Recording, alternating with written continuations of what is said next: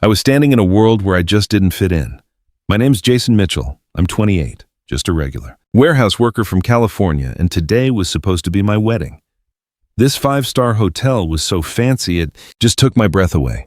Crystal chandeliers were sparkling everywhere, hanging from the ceiling, lighting up. Over 500 guests, big-shot businessmen, politicians, all the rich and powerful people. They were all laughing and talking, loudly clinking champagne glasses, going on about stocks, yachts, and vacations in Europe. I was wearing a custom-made tux, faking a smile, but inside I was a complete wreck. This was my wedding to Ashley Harrison, the daughter of one of the richest families around, and I knew damn well I was just a normal guy who'd somehow ended up in their world. My heart was pounding as I looked over the crowd, hoping to see a friendly face in this sea of strangers. And then I saw him. My dad, William Mitchell, 61 years old, walking in a side door. He was wearing that same old suit I remember him buying more than 10 years ago. His leather shoes were cracked and scuffed, and he was kind of hunched over like he was trying to make himself invisible. He just stood in a corner near the emergency exit like he was afraid of bothering anybody. His face was worn out from years of hard work, but you could see in his eyes he was both proud and nervous. My dad raised me all by himself after my mom died. He worked his butt off on our little farm so I could get a good education. He never complained, not once. But today, in the middle of all this wealth, he looked so painfully out of place. I felt a lump in my throat. A mix of love and pain just hit me. I wanted to run over to him and pull him to a real seat with the rest of the family. Dad, why are you standing over there all by yourself? I thought. It was killing me. He'd given up so much for me. He deserved some respect. But before I could do anything, people started noticing him. Whispers started spreading through the room. A group of women in sparkly gowns turned to look at him, smirking. Who's that? Looks like he just walked in off a farm, one of them said, loud enough for me to hear. People were pointing, staring, judging him like he was some weirdo who'd crashed their exclusive party. I could feel my face getting hot. They were making fun of my father, the man who taught me how to be a good person. My future father-in-law, Richard Harrison, chairman of the huge Harrison Group, was standing close by. He glanced at my dad with total disgust, like he was looking at some bug. Then, he just turned away, shaking his head like he was annoyed, and went right back to talking with the senator like nothing happened. I balled up my fists, trying to swallow the anger building up inside me. Richard never approved of me. He always looked down on me like I was only good enough to be their errand boy. My future mother-in-law, Patricia Harrison, 54, stood with her circle of rich friends dripping in diamonds. She gave this thin, nasty smile and said in her high-pitched voice, "My future in-laws are a little simple, aren't they? I wonder if he's even comfortable in a place like this." The whole group burst out laughing, and it felt like a knife in my gut. Patricia always pretended to be nice, but I knew exactly what she thought of my family, that we were just trash who didn't belong. Family. I felt this knot of anger and shame in my gut for my dad.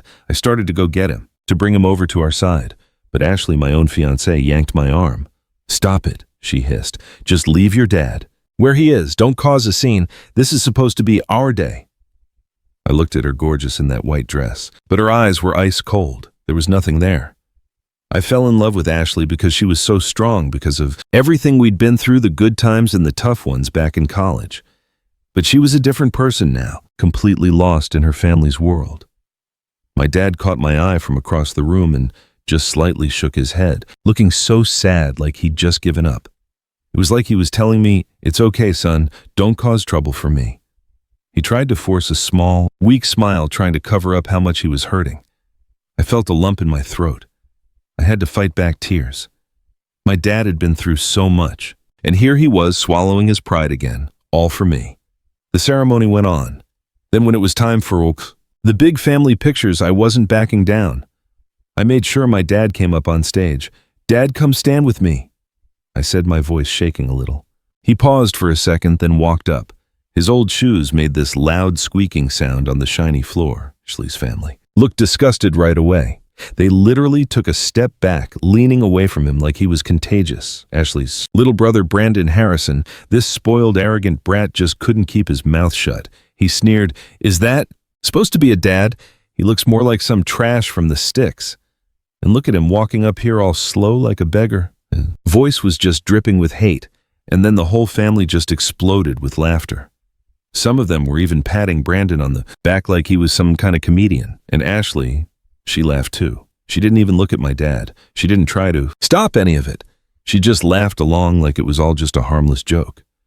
I saw my dad just frozen there in the middle of all that noise, his eyes all red, but he was still trying to force this pained smile, just holding on to the last bit of his dignity. That was it. Something inside me just broke. I felt this white-hot rage burn through me. I took the bouquet and slammed it on the floor. It made this huge noise that echoed in the silence. "The wedding's off!" I yelled loud enough for every single person in that room to hear me. The whole place went completely silent for a second, and then it just exploded into chaos. People started whispering, and then everyone was talking at once. All eyes were on me like I was some kind of lunatic. I just stood there breathing heavy, but I didn't regret it for a second. I was done. The Harrisons went off like a bomb. Chairs were scraping on the floor. People were shouting and screaming.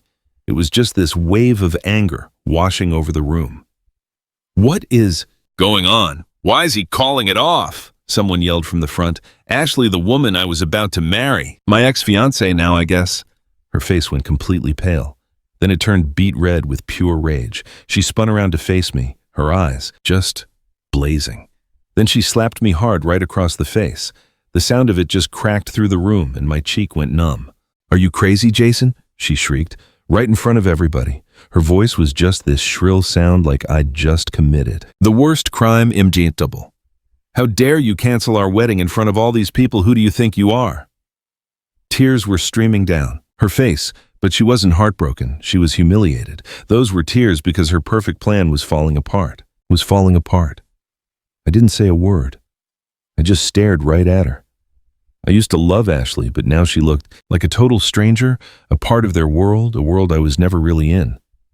Richard spun around, his face getting purple with pure rage. He screamed at me, his voice like thunder. "Jason Mitchell, you apologize right now. You dare humiliate my family in front of 500 guests. Apologize right now and save us all the embarrassment." All eyes were on us, the whispers getting louder. He jabbed a finger in my face, which was twisted up like I was the bad guy. Then Patricia stepped up. Her short, usually pretty face was just ugly with rage. Her voice was ice cold, full of poison. "A piece of trash like you has the nerve to open his mouth and call off the wedding? That's insane. If anyone has the right to say that, it's my daughter, not some broke nobody in a rented tuxedo." She waved her hand for drama, her diamonds flashing under the lights, just to show how much better she was than me. The whole hall went dead silent, just listening. A few guests actually nodded.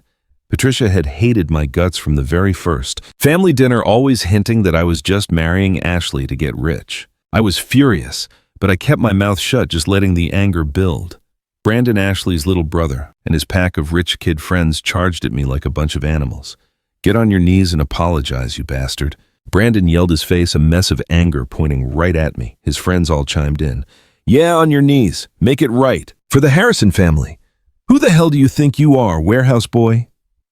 Their voices echoed. A few guests even stood up, and you could feel a fight was about to break out.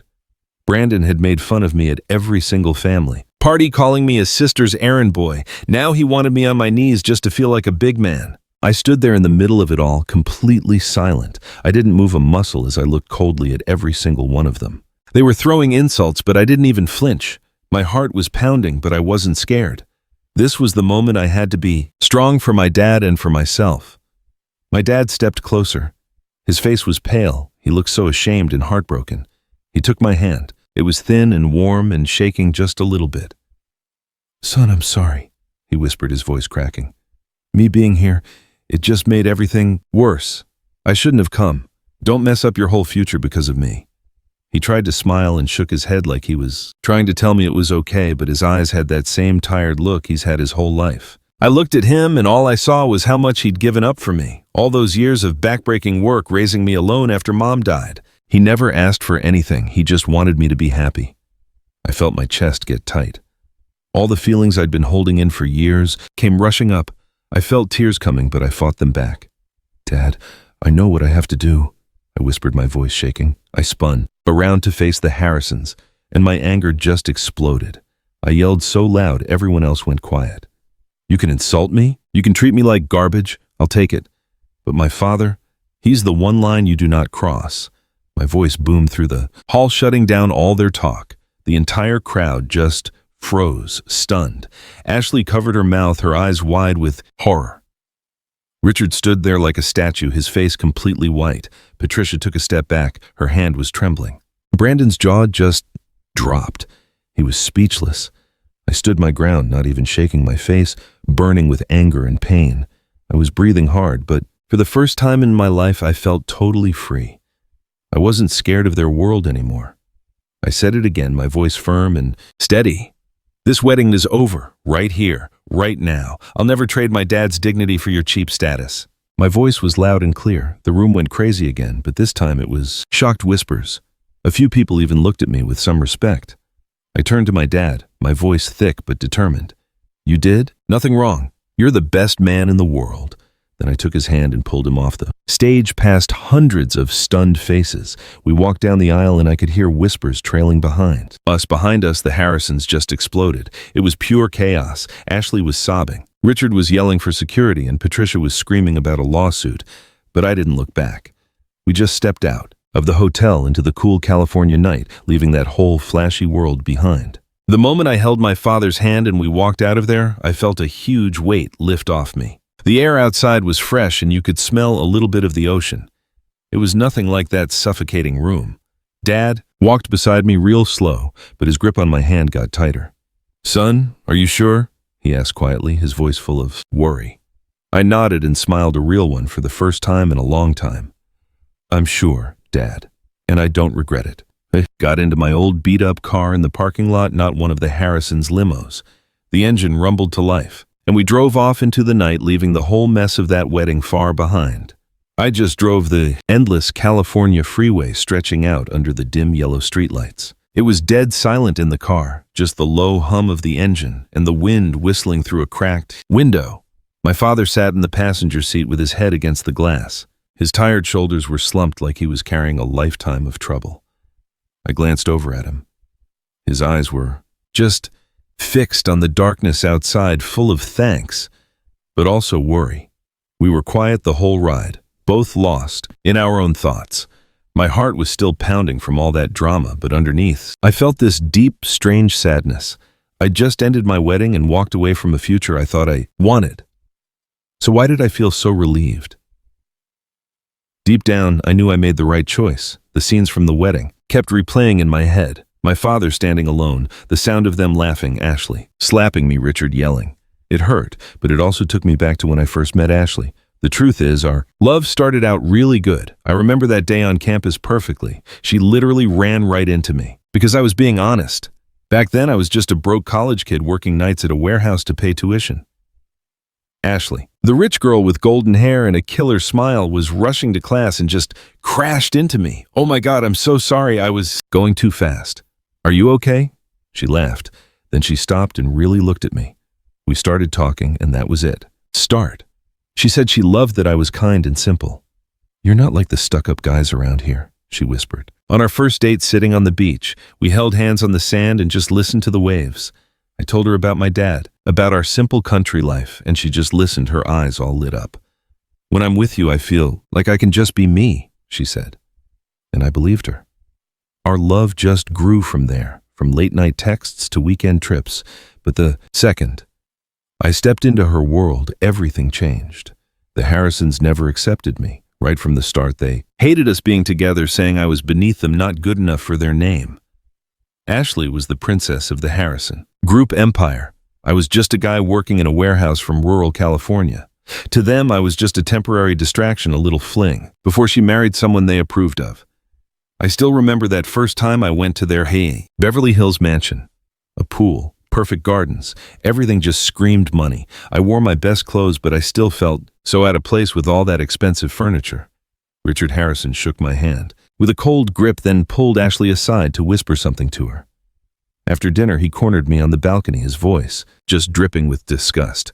What exactly do you think you can offer my daughter? Ashley deserves someone with a lot more money. You're temporary. He pointed at me like I was just some low-level worker. I swallowed the insult and kept my cool, but his words cut me deep. From then on, every time I saw them was the same. My daughter needs a man with status, not someone covered in warehouse dust. Patricia Harrison was sneakier, but she was just as cruel. She'd always put on a polite smile when she saw me, but she always found a way to embarrass me. "Jason, that outfit is a little casual, isn't it? Let me introduce you to our family friend, Taylor," she said at a party right in front of all her friends, or another time when I mentioned my job. "A warehouse worker. How interesting. But Ashley needs someone with real ambition, you know." She was basically calling me a gold digger. I put up with it for Ashley, but every comment was like a little cut, making me wonder if love was really enough. They even shoved a thick prenup in my face to protect their assets. It was a stormy night in Richard's lawyer's office. The black leather folder on the table was full of complicated legal crap. It said I would have no claim to any Harrison property. If we divorced, I'd walk away with nothing. "It's just standard procedure, Jason," Ashley said, not even looking me in the eye. Richard just sat there, his voice cold as ice. "Sign it. Prove you love my daughter for her, not for her money." I felt so humiliated, like they saw me as some kind of thief. My hand was shaking holding that pen, but I signed it thinking love would make it all worthwhile. Now driving this car, I realized that was my first huge mistake. They never trusted me. And Ashley, she didn't either. Ashley was so confident, so sure that with her family's power and my quiet nature, she could just mold me into what they wanted. "You just need to change a little, Jason. Dress better, talk smoother. I'll help you," she'd say on our dates. She dragged me to all those high society parties, taught me how to hold a wine glass, how to talk to people. I really tried for her, but deep down I felt like I was disappearing. She was sure I'd eventually just accept my place, a dependent husband living by whatever rules she set. "Don't worry," she'd say, hugging me. "My parents are tough, but they'll warm up to you. Just give it time." But that arrogance, that feeling she was always right, is what turned today's wedding into a total disaster. She never guessed I had a breaking point, that my dad was off limits. Now, driving down these familiar roads, I wonder, does she feel bad about it, or is she just pissed that it happened in public? Behind the wheel, even though my heart's heavy, I don't regret a thing. I know I did what I had to do, the one thing a good man can't ever back down from. Calling it off meant losing a rich life, but I kept my self-respect and my love for my dad, and that's all that really matters. I glance over at Dad. He's got his head against the window. His shoulders are slumped, but his eyes are full of a quiet thanks. He doesn't say a word, but that look says it all. "Thank you, son, for choosing me." A warmth spreads through my chest, and I've never been more sure that I made the only choice I could have made. We've been through so much, him and me. Mom's death, all those years being poor, and now this mess. My father is my rock, and I'm never going to let anyone hurt him again. The car flies through the night, leaving the fancy lights of that disaster wedding behind, and a life I never really belonged in anyway. The road home to Dad is getting closer. Little houses are showing up in the moonlight. I remember the last time I was here. Right before the wedding, he asked me, "Are you happy, son?" I nodded back then, but now I know what real happiness is. It's not big houses or expensive cars. It's this right here, sitting next to my father, free from all that phony crap. The car rolled to a stop in front of that familiar little house where my dad's lived alone for so many years. It's an old wooden cottage with a patched-up roof, a faded white picket fence, and a tidy vegetable garden out back. A warm yellow light came from the windows, welcoming us home. I cut the engine and got out. The cool night air hit me, smelling like damp earth and leaves. Dad walked beside me a little slower than usual, like he was still carrying the weight of what happened. We went inside without a word. The door creaked. Inside, everything was just the same as it's always been. The polished wood floors from years of sweeping the worn-out sofa with scratches from when I was a kid, and the fireplace in the corner glowing red. The crackling fire sounded so comforting. We sat down in front of it. As warmth soaked into our tired bodies, but it couldn't shake the heavy feeling left over from the chaos of the wedding. My heart was still pounding. The laughing Ashley slap, Brantley's yelling. It was all replaying in my head. I dropped my head, my hands clenched together, my voice shaking. "Dad, I'm sorry. I dragged you into something so awful. I should have never let you come. I never should have let them talk to you like that in front of everyone." I felt tears welling up, but I held them back. I looked up at him, my voice a little steadier now. "But I don't regret it, not for a second. I'd rather lose it all than let them hurt you." Dad just looked at me, his old eyes shining in the firelight. He put his hand on mine, thin but strong from a lifetime of hard work, hard on my shoulder. His voice was deep and warm, and you could hear the pride in it, something he never really said out loud. Son, I get why you did it, and I'm so damn proud of you. In front of all those fancy people you stood up. Up for me for what was right. Not many people would throw away their future to protect some poor old guy like me. But you did. You showed everyone you're a real man. He squeezed my shoulder a little harder, and a soft smile spread across his face. But I saw something else in his eyes behind the kindness. It was like a deep secret, one he'd been holding on to for way too long, just waiting for this exact moment. Then out of nowhere he let Tanta out a long sigh like a huge weight was finally off his chest. He looked me right in the eye, and he got really serious, which made me feel a little weird. Jason, there's something I have to tell you. I'm not the poor, simple farmer everyone thinks I am, the one you've always believed me to be. I'm actually a billionaire. The word just hung there. It was quiet, but it hit me like a bomb going off in slow motion. In the quiet room, I just froze. My ears were ringing. My head was spinning. A billionaire. My dad, the guy in the old suit and worn-out shoes who lives in this tiny house, was a billionaire. I figured the shock from the wedding had gotten to him, that he was just emotional trying to make me feel better with some crazy story. I forced a weak smile and stammered, "Dad, what are you talking about? You're tired. Today was a lot. You should get some rest." Started rubbing his back, my heart pounding in my chest. I had no idea what to do. My dad, a billionaire. It was the craziest thing I'd ever heard, even crazier than what the Harrisons were saying. But Dad just gave me a kind smile, like it was no big deal. He stood up and walked into his bedroom, that small room I was almost never allowed in. I heard him opening drawers, the sound of papers rustling around. Then he came back out with a thick pile of papers and put them right down in front of me on the old wooden tamata table. It was a heavy black leather folder, and it was stuffed with fancy papers covered in bright red official seals. "I want you to see this," he said quietly, sitting down next to me, just watching my face. I still didn't believe him. My heart was hammering. I picked it up with shaking hands and opened it to the first page. It was a stock certificate from a huge tech company, and it was worth millions of dollars. I flipped the page, my eyes getting wider. There were international investment reports, bank statements with 9-figure balances, deeds to properties beachfront, mansions, fancy apartments in New York, and even a small private island in the Caribbean. Every single paper had my father's name, William Mitchell, stamped on it with some kind of official seal. My hands were shaking even more with every page I turned. I was just speechless, completely stunned. The same dad who taught me to save every single penny, who came to my wedding and beat up shoes, was sitting on a fortune this huge. My head was spinning. Everything I thought I knew had just been turned completely upside down in a matter of minutes. "Dad, what is all this? How—" I jumped up. I could barely get the words out, my voice cracking. It felt like the floor was falling out from under me. Dad just watched me, a small smile on his face, but his eyes were deep, like he'd been waiting for this moment for years. He just tilted his head and asked, "So, guess you don't think your old man's just some crazy, clueless farmer anymore, huh?" There was a little laugh in his voice, but it was heavy. I just stared at him, my mouth hanging open, totally speechless. My dad, a billionaire. The words kept replaying in my head, making me feel dizzy. He motioned for me to just breathe, to calm down before I got completely carried away. Then he scooted his chair closer and put a firm hand on my shoulder, trying to ground me. "Sit down, son," he said, slow and serious. "Now I'm going to tell you everything right from the beginning, about your mother, about the inheritance she really left, and about why I've had to hide all of it for all these years." The light from the fire flickered across his worn-out face, showing the deep lines from a lifetime of just getting by and giving things up.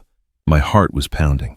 I felt like I was about to start a whole new part of my life, one I didn't even know was there. All this time I thought I knew everything about my dad, the Kasana. Simple guy who was careful with his money, who always taught me life was about working hard and loving your family.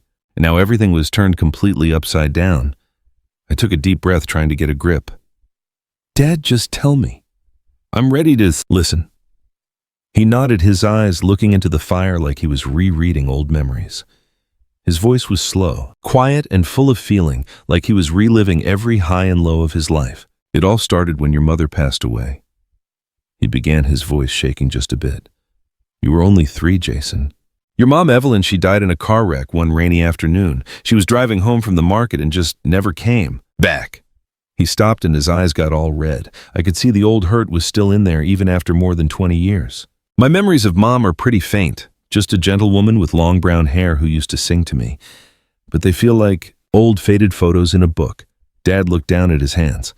I was a wreck, son. Those first nights after she was gone, I couldn't sleep. I'd just lie there staring at the ceiling, feeling like my life had ended right there with her. He looked up at me, his eyes softening. But then I'd look at you, a little 3-year-old boy crying for his mommy, and I knew I had to keep going. I decided I'd raise you alone. I never remarried because I was scared you wouldn't feel loved, scared you'd get hurt, scared you'd think I'd forgotten your mother. So I just stayed single and tried to be both, a father and a mother to you. I listened and my heart just ached for him. I never knew how much pain he'd been in. Those years he smiled at me, told me happy stories about Mom.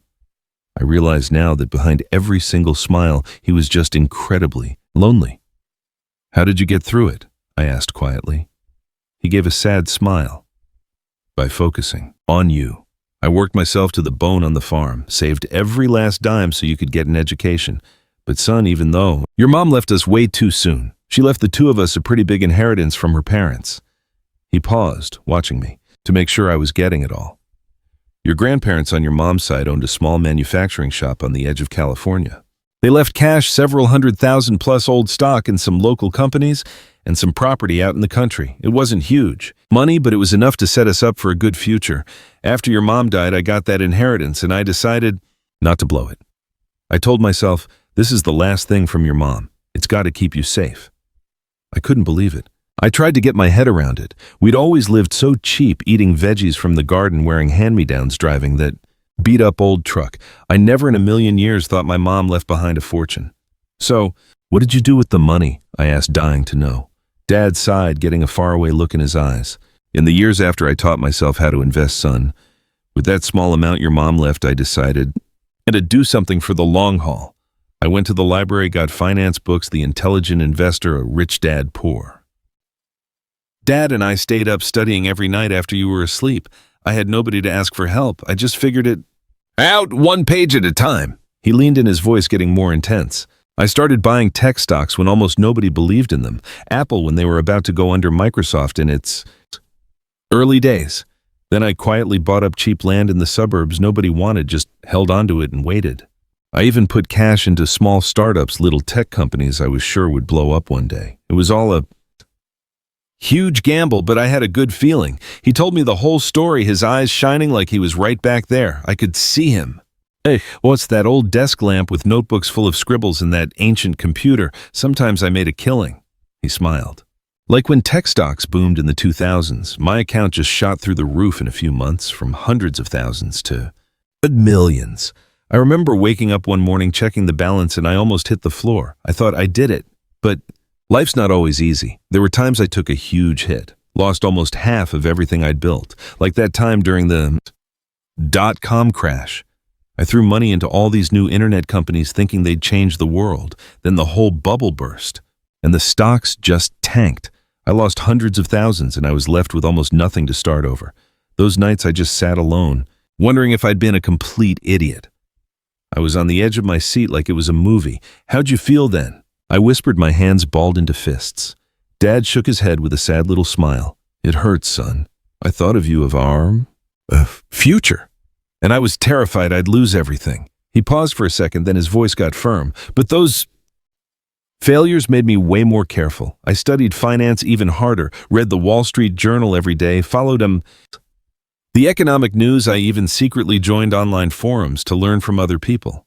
I stayed up all night researching markets, analyzing charts, learning about risk and how to protect what I had. Finally, after decades of patience and taking it one step at a time, as money grew like crazy, from millions to tens of millions, then hundreds of millions, and now my father's total net worth was over $1 billion. I sat there stunned, just trying to process it. Dad, the guy in old shirts, driving a rusty truck, is a billionaire. Why did you hide this from me, Dad? I asked, my voice trembling. He looked right at me for a long moment. Then he spoke slowly, his voice deep and full of meaning. I hid it because I wanted you to grow up normal, Jason. I made sure we lived like we were poor. Old clothes, old car, no showing off, so the money wouldn't mess you up. I've seen too many rich kids get completely ruined by it. I was scared you'd turn out like them. All I wanted was for you to stay kind, honest, and to love your family. He put his rough hand on mine and squeezed it, making sure I understood every single word. If you knew I had money, you might have gotten lazy or worse, arrogant. And I didn't want money to ruin you. I needed you to grow up and stand on your own 2 feet, just like I taught you when you were a kid. His words hit me hard. I remembered what he always said. Money comes and goes, son, but who you are, that's forever. Now I finally got why he was so tough about money. Why our life was so simple. We weren't poor. It was a lesson. His voice got choked up as he kept talking. And today, when I saw you stand up for me in front of all those rich snobs, I knew my son turned out just like I'd hoped. You kept your good heart, even with all the fame and money from the Harrisons. That's when I knew. I had to tell you everything. You proved you could handle the truth and the power that comes with this fortune. I couldn't stop the tears from rolling down my face. My dad had given up so much for me. He handed me a small key, the key to the safe with all the real documents. He said, "It's all yours now. Use it, son. Use it to get our dignity back, to get justice, and take back everything they stole from us on that horrible wedding day. I trust you to do it." I hugged him tight. I couldn't even speak. That night, my whole world flipped upside down. I wasn't just Jason from the warehouse anymore. I was the heir to a secret empire, and I had a mission: to make them pay for humiliating us. The next morning, I woke up feeling different. I looked the same. Still Jason Mitchell on the outside. But inside, I was a new man full of purpose and power. My dad's little house wasn't just a house anymore. It was our secret headquarters. We sat around that old kitchen table, drinking strong black coffee, and we started to plan everything. Dad had been investing for decades, so he walked me through it step by step. "We can't show our hand yet," he said, his voice calm but sharp as a knife. "We have to move in silence, son. Set up an investment fund completely anonymous. No one can trace it back to us." I just nodded. My heart was pounding. We set up the fund right away, Mitchell Holdings LLC, but we registered it through shell companies in Delaware, where the law keeps the owner's name secret. Dad showed me how to move the cash from his hidden accounts, and in just a few days, the fund had tens of millions of dollars ready to go. We started quietly buying up Harrison Group stock from other shareholders who weren't happy with them. I still remember those first calls. We used middlemen to contact investors, buying up small chunks of stock so no one would get suspicious. Slow and steady, son. No need to rush. Dad kept telling me you could see the years of experience in his eyes. I hired a quiet financial team, freelancers from small firms out in San Francisco. They all signed NDAs that were airtight. They started digging into everything at Harrison Group: their cash flow, their public reports, their suppliers, every little expense record. At the same time, we started talking to old employees who'd been fired unfairly. One of them told me, I called them using a fake name just listening to them vent. One guy said, Bentley canned me because I wouldn't hide his personal spending. His voice was shaking. He used company money on gifts for his mistress. All those clues started adding up. That's how we found out about Richard Harrison's financial, dirty dealings. My team dug into the numbers and found a slush fund money that couldn't be traced. It was used for bribes, fancy personal trips on the company's dime, fixing up his private villa, and then we found the real kicker. He was secretly sending money to a young woman. It was obvious he was having an affair, keeping her on the side. I was just sitting in this little room staring at the screen. My hands were shaking while I read the report. Thousands of dollars went into her account every month on top of hotel bills and expensive gifts. Dad, this is the smoking gun, I whispered, totally furious. Dad just nodded. His eyes were like ice. Son, he said, it's time to make our move. My heart was pounding. I felt like I was in some kind of spy movie. Nervous, but excited. I felt alive. We'd secretly become a major shareholder. We controlled about 20% of the company through accounts nobody knew about. Once we had enough power, we called for an outside investigation into how the company was run and where the money was going at. Harrison Group. We had a lawyer send an anonymous letter to the board demanding an audit from an outside company. They'll never see it coming, Dad said, smirking, and he was right. They didn't. When word got out about the investigation, probably leaked by someone on the inside, who was pissed off, the media jumped all over it. The Wall Street Journal and Bloomberg had huge headlines.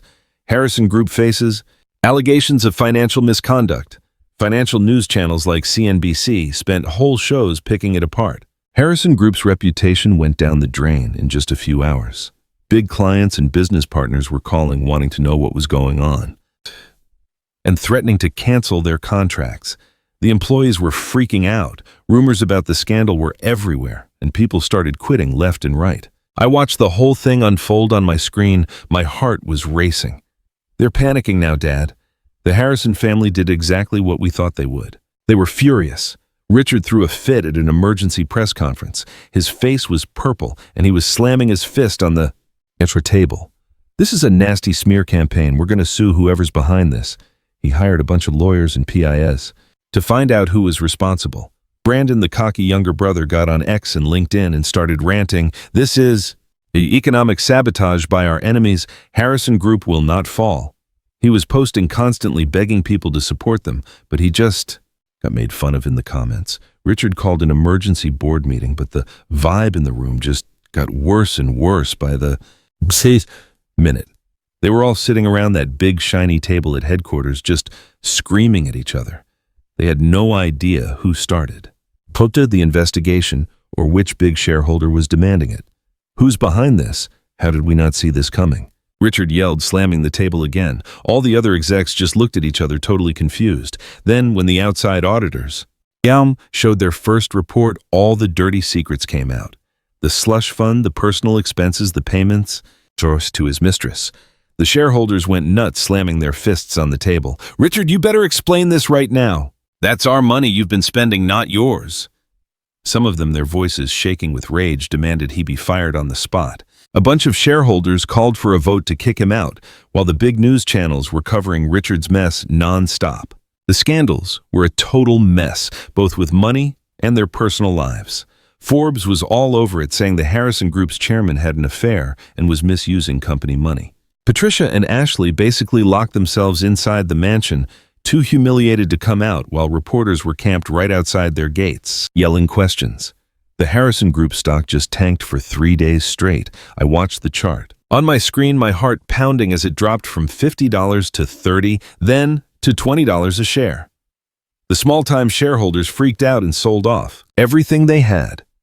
That's when our fund made its move with a takeover bid offering to buy up the controlling shares at a fire sale, price of just $15 each. While the market was in total chaos, terrified investors sold everything just to cut their losses, handing ownership right over to us without even knowing who was really buying.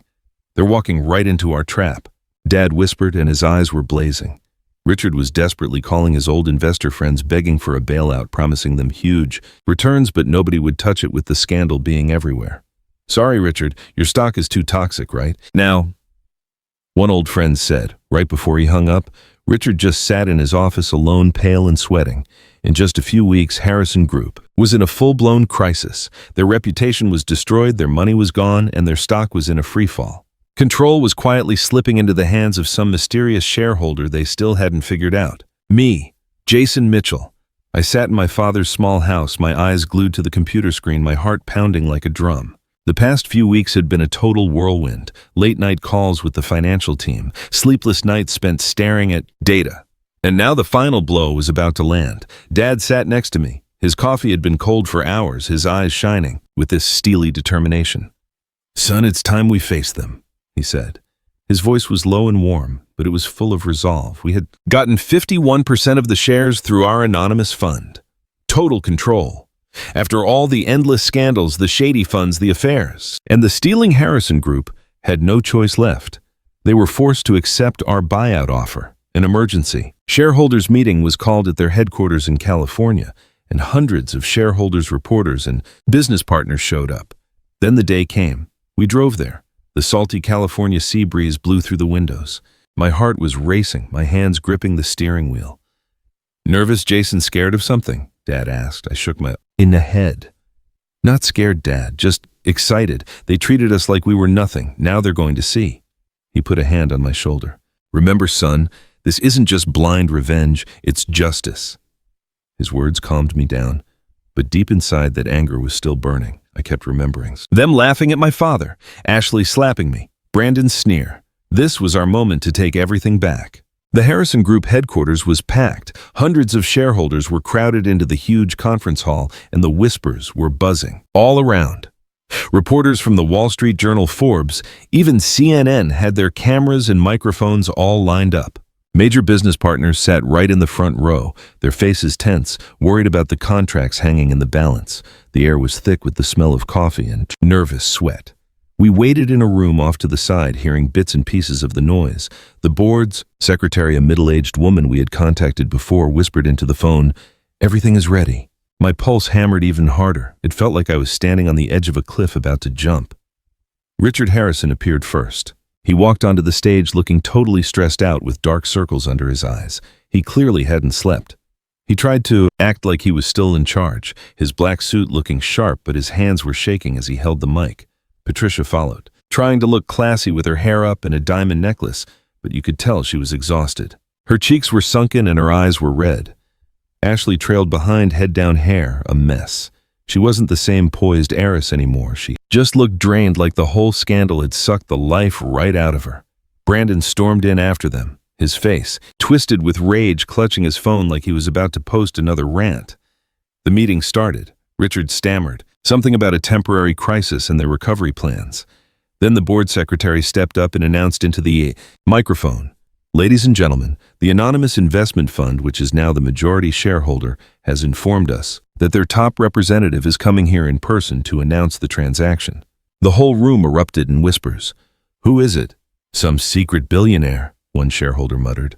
"A hostile competitor," another one guessed. Reporters held up their recorders, their eyes lit up, waiting for the big story. The tension was suffocating. Everyone was trying to guess who the mastermind behind the takeover was. Richard wiped sweat from his forehead, his face pale as he forced a smile.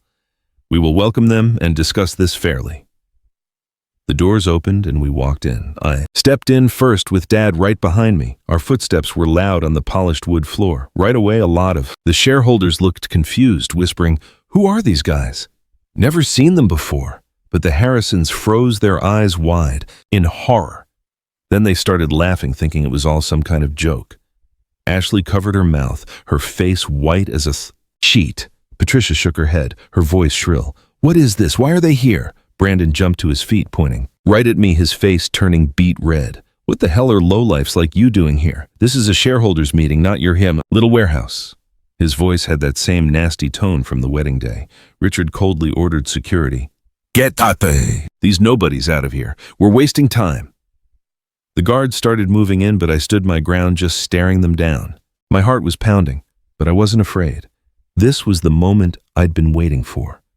The board secretary immediately announced into the mic, his voice ringing out clear. "Ladies and gentlemen, Mr. Jason Mitchell and Mr. William Mitchell are the legal representatives of the Anonymous Investment Fund, the majority shareholder holding 51% of Harrison Group."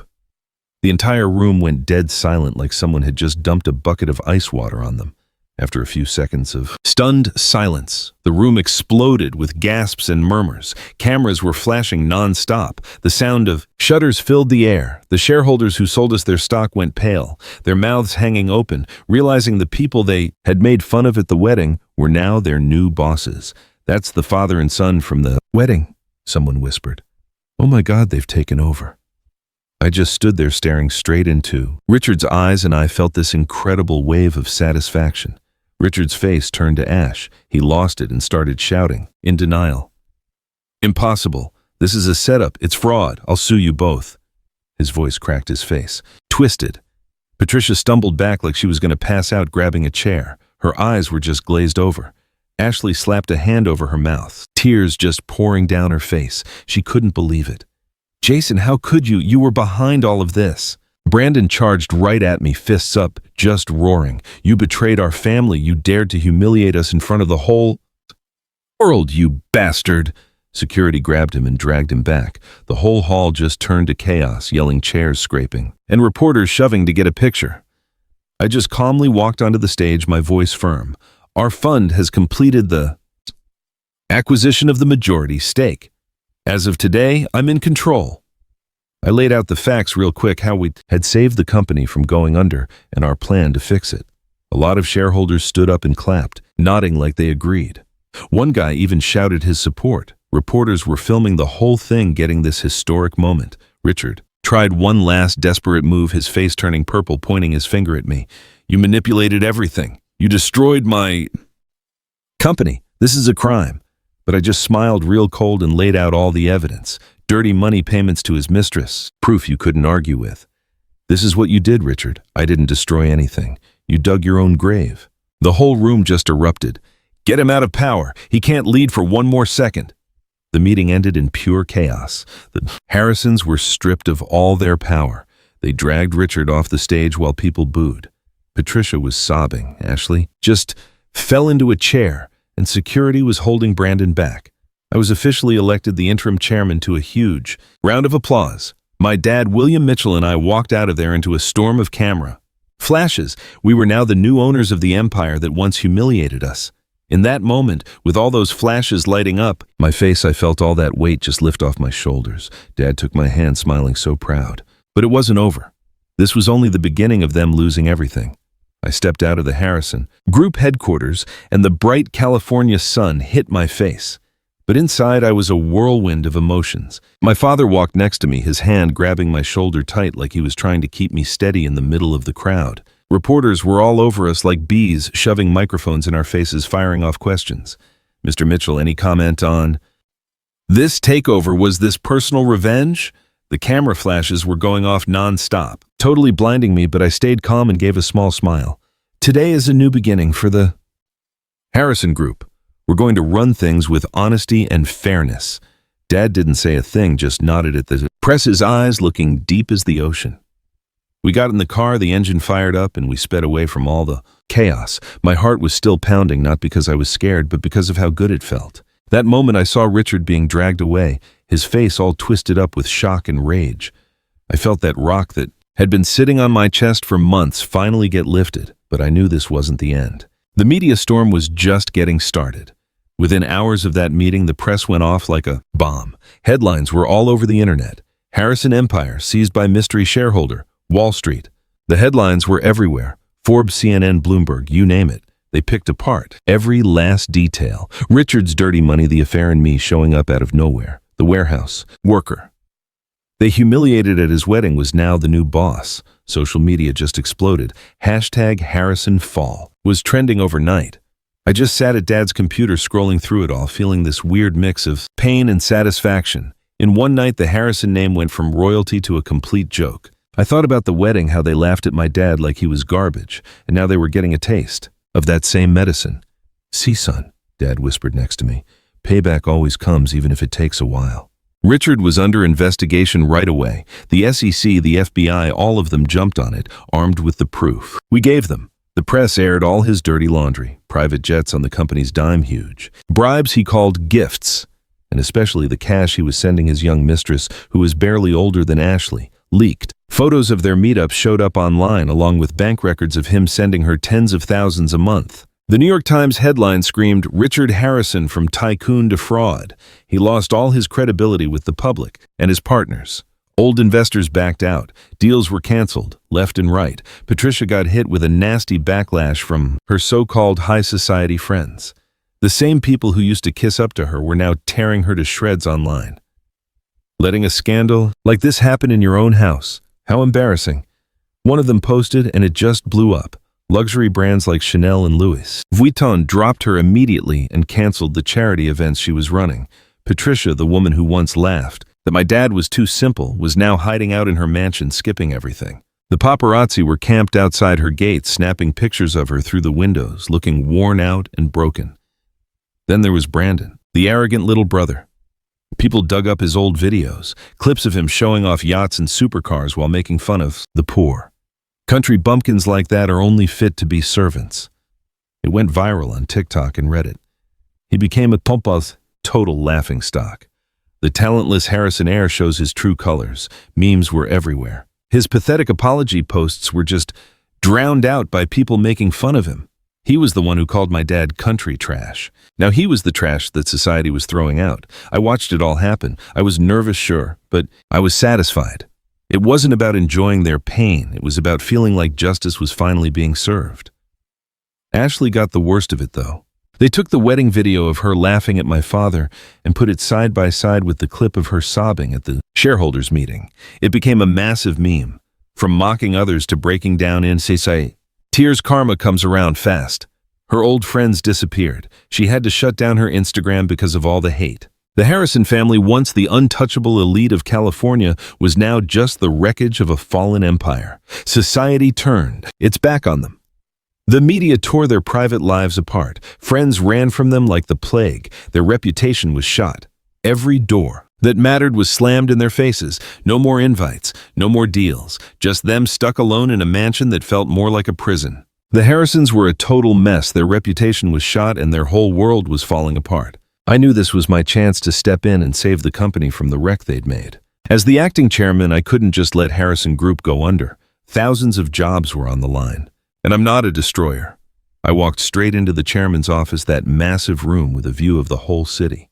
The same one where Richard used to sit like a king. I got right to work. Dad called and told me, "Rebuild it, son, but do it." The right way, fair and honest. I felt the pressure, but man, I was also excited for the chance. I put together a new executive team right away, getting rid of every single one of Richard's guys who was in on the scam. The directors who hid the dirty money, the assistants who looked the other way. I fired them all in these really tense meetings where they begged, "Mr. Mitchell, please, just give me another chance." I just shook my head. This place needed honest people. I brought in fresh faces. I hired ethical finance and audit experts from good firms. They brought in new energy, and you could feel hope starting to come back. I ordered a full audit from top to bottom, every contract, every single dollar. My team and I had a lot of late nights. We'd all be sitting around the table. "This project's bleeding money. Kill it." I'd say, staring at the reports. I cut all of Richard's useless vanity projects, but kept the solid parts of the company, the tech and real estate divisions, the parts that had real potential. My heart pounded every time we uncovered more crooked stuff, but I was also excited. I could see the possibilities. I thought, this company can rise again. Then I publicly released the full audit results to every shareholder. The market was stunned. Instead of hiding like Richard would have, I held a press conference. I stood right up at the microphone. "We're committed to being transparent. Here's the full report. No more cover-ups." The stock stopped tanking. Investors started calling to congratulate us. The market started to trust the company again with me in charge. I felt proud not because of the power, but because I was doing the right thing. The employees who used to live in fear under that toxic culture, they started to breathe again in meetings. They told me, "Under Richard, we were afraid to tell the truth. For the first time, we feel heard, Mr. Mitchell." I held open forums and actually listened to their ideas. The whole company culture shifted from fear to teamwork. Seeing them smile actually made me feel good. It was like building a new family. The media changed their tune, too. "A new dawn for Harrison Group," said Bloomberg. Rising from the ashes on CNBC, Jason Mitchell, became a business. Sensation. I was doing interviews constantly, stories praising the warehouse worker who became CEO. I'd smile to myself, remembering when they all looked down on me. Meanwhile, the Harrisons were completely blacklisted. They just locked themselves up in their mansion. They avoided the press, their old friends, all of it. They were too ashamed after losing everything.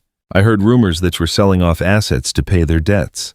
Richard was facing prison time. I didn't celebrate it, just felt like justice. I stood there at that huge glass wall in the chairman's office looking down at the Harrison Group building. The same place where they once laughed in my face, hated my father, and treated us like dirt in front of all their rich friends. Just a few months ago, they embarrassed me right in that lobby. But now this whole empire was mine. I picked up the phone and called my dad. I heard his usual warm, deep voice on the other end. I said quietly, still looking at the Harrison logo way down below, "Dad, we did it." It was quiet for a second. Then he laughed. "I'm more proud of you than I've ever been, Jason." The chairman's office was huge, with a big shiny walnut desk and a view of the whole city, which was all mine now. The afternoon sun poured through the windows, lighting up the stacks of papers on the desk, financial reports, new contracts, and all the plans for the future. I leaned back in the big leather chair, took a deep breath, and it felt like I was in a dream. Just a few months ago, I was a warehouse worker that everyone looked down on. Now I was Jason Mitchell, chairman of a company that was blowing up, but I knew it didn't come easy. After we survived that first mess, those crazy first weeks when the stock was tanking and employees were panicking, threw everything I had into rebuilding the company. There was no time to celebrate or even get some rest. I just dove into the work head first. First up was renegotiating the big contracts. I called up the partners who'd bailed on Harrison Group because of Richard's scandals. Big tech firms from Silicon Valley investment funds from New York. We're changing. I told them in video meetings. My voice was firm, but I meant every word. Being totally transparent is our top priority. Just give us a chance to prove it. They were skeptical at first, but with my dad's quiet, super sharp advice, I won them back. He called every single night going over the data. Son, this contract has a loophole. In the payment section, fix it. He never showed up in public, but his advice was my roadmap. Thanks to him, we signed a deal with a major tech startup which brought in tens of millions in new cash. I'll never forget the moment I signed that first contract. My hand was shaking a little on the pen, my heart was pounding. The turning point, I thought. And it was. The company started growing again. Our profit in the first quarter blew past what anyone on the market expected, going from huge losses to a 20% net profit. The stock started to climb from a low of $10 to $40 in just 3 months. Our reputation, the one we'd lost, was slowly coming back. Clients called to congratulate us.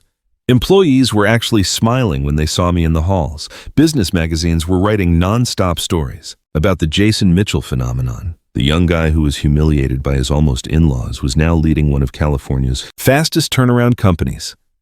I opened Forbes on my desk and saw a huge article with my picture in front of headquarters.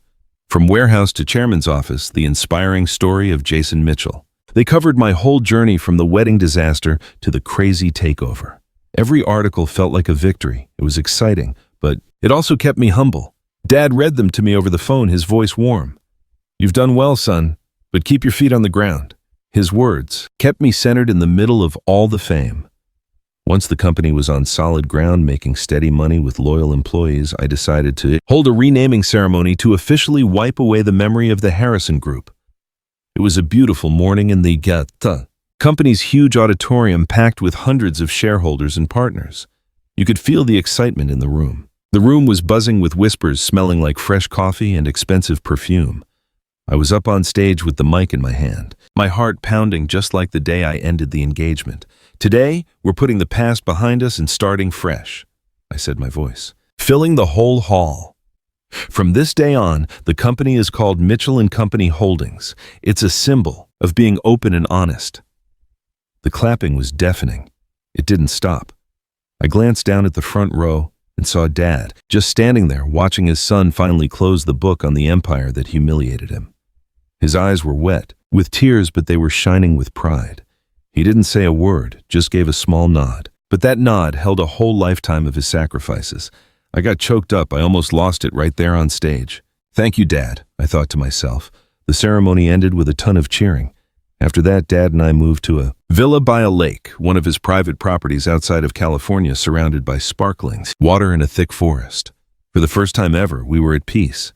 In the mornings, we'd fish by the lake, just listening to the water and smelling the damp ground. Dad taught me how to bait a hook. "Patience, son," he'd say, "the fish'll bite." In the afternoons, we'd go over financial reports in the big living room, with sunlight coming through the curtains. At night, we'd sit by the fire and talk about the future, about going global and investing in green technology. I even set up an office for Dad, called it the advisor's room. It had a big wooden desk, bookshelves filled with books on investing, and an old picture of Mom on the wall. "This is my way of thanking you, Dad," said my voice getting thick as I showed him the room. "You raised me when I had nothing, and you taught me that even when the whole world turns on you, you stand by what you believe in." He hugged me and his voice was trembling. "Son, I'm the one who's lucky to have you." Those moments just filled me up with this quiet, amazing happiness. Life wasn't a fight anymore. It was the peace we'd finally earned. One quiet afternoon, I was standing on the balcony watching the sun glitter on the lake when the front gate suddenly creaked open. The sound snapped me out of my thoughts. I turned and my stomach dropped. Ashley was standing there. Her face was gaunt. Her hair was a total mess, and her eyes were red like she hadn't slept in forever. She looked nothing like her old self. No glam, dresses, no shiny jewelry.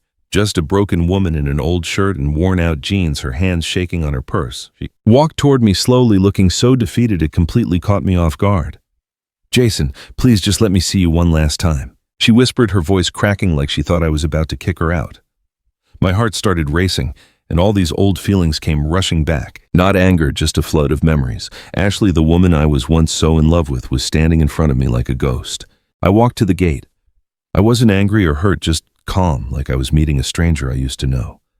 The breeze off the lake smelled cool, but the air between us felt heavy. The second our eyes met, Ashley just fell apart, tears streaming down her skinny cheeks. "Jason, I've lost everything. My reputation, my friends, my status. It's all gone after the scandal. My family is destroyed. Dad's facing prison time. My mom won't even leave the house. And I can't sleep." That moment, it just keeps replaying in my head. Her breath was shaky. "The time I laughed at your dad at our wedding. I don't know why I was so blind. Now when I think about it, I just want to crawl into a hole. I'm so sorry. The guilt keeps me up at night." Her voice cracked and her eyes were swollen. "I'm sorry, Jason. It's not because I expect you to forgive me or want you back. I know I don't have the right. I just had to say it so I could feel like I can breathe again. This guilt is just eating me alive every single day." I looked at her for a long moment, really looked at her. Puffy eyes, pale skin, Laura's shaking hands. My own heart ached. I remember dreaming of a life with her dates on the beach kissing under the stars, but then I remembered the wedding. Her casual smile while Brandon made fun of my dad, the way she grabbed my arm to stop me from making a scene. The pain was still there, but it wasn't sharp anymore, just an old scar. I took a deep breath, and I said softly, "Ashley, some things don't need revenge. You just have to let them go. I've let it go. And you need to too. I hope you find a new life, one where you really belong."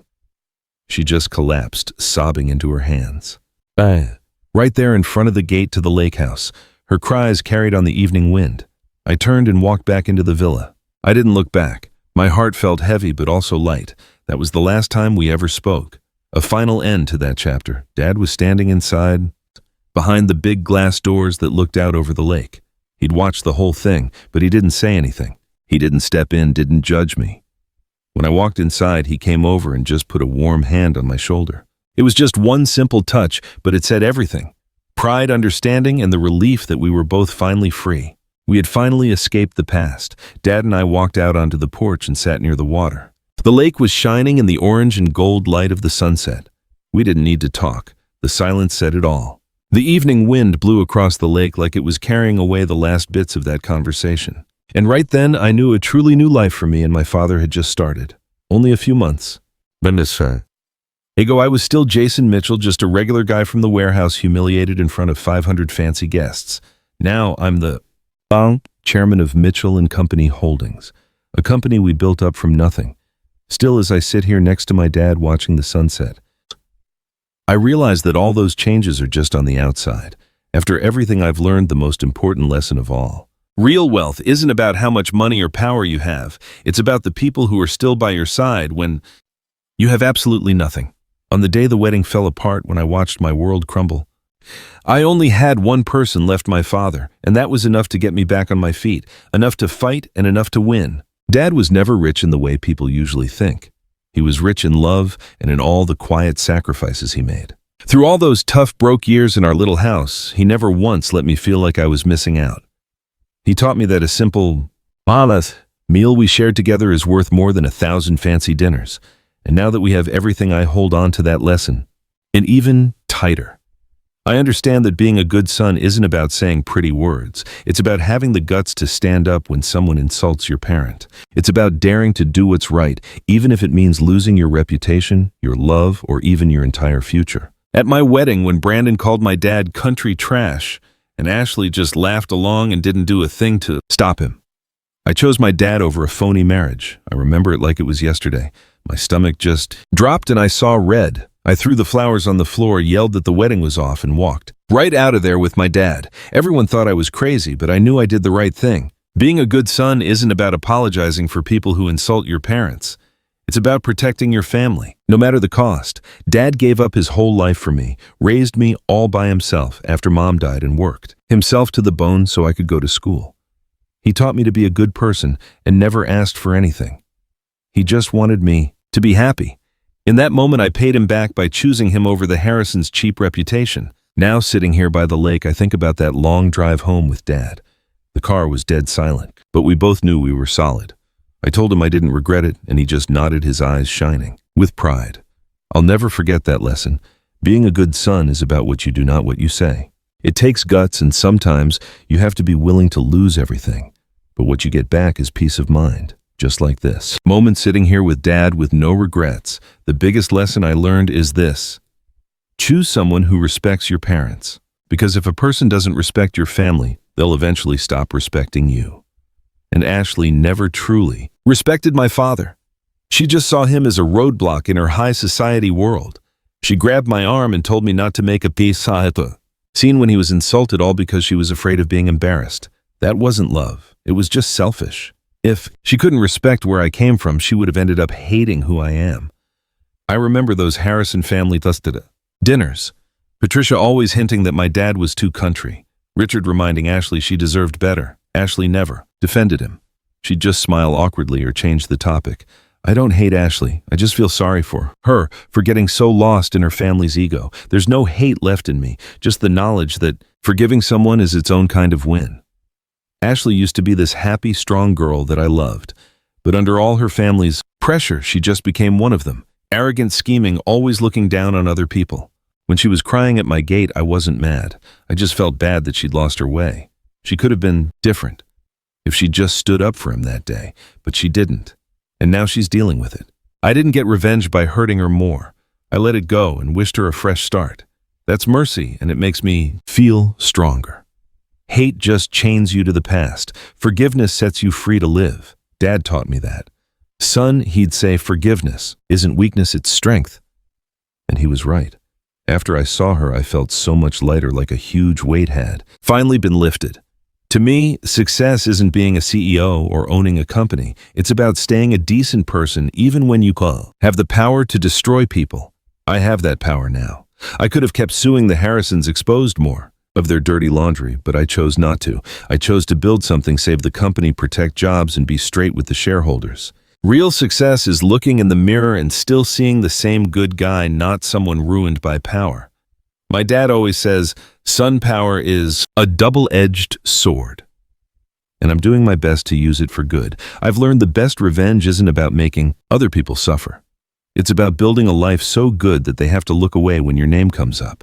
I don't need to see the Harrisons hurting to feel good about myself. All I need is to live a good life with my dad running a successful company. Let them hear the name Mitchell & Company and live with regret. That's the classiest revenge there is. The months with Dad at the lake house showed me that the most important thing I got wasn't the company or the money. It was the quiet moments we had at dinner, simple meals with vegetables from the garden and fish from the lake. We just laughed a lot. Simple, but way better than any fancy banquet, Dad says, and I just have to laugh out loud. In the end, if I have any advice, it's this. Don't be scared of losing what wasn't yours anyway. The thing you should really be scared of is losing your self-respect, trying to hold on to something you don't deserve. I'm standing on the porch watching the sunset, hit the lake, thinking about every loss, every fight, every scar. And I know my journey didn't end with getting even. It started with a new life, one where I'm free and not living in anyone's shadow anymore.